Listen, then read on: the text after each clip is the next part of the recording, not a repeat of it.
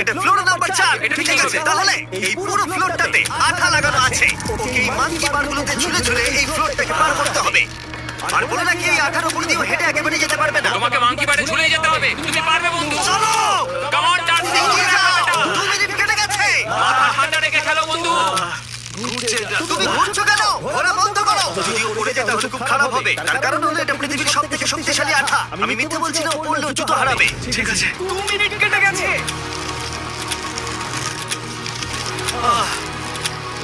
আরে ও তো ঘুরছে, কিন্তু একবারও ও মেঝেতে টাচ করেনি। ওর গায়ে আঠা লাগেনি আর ও এখন নেক্সট ফ্লোরে যাচ্ছে।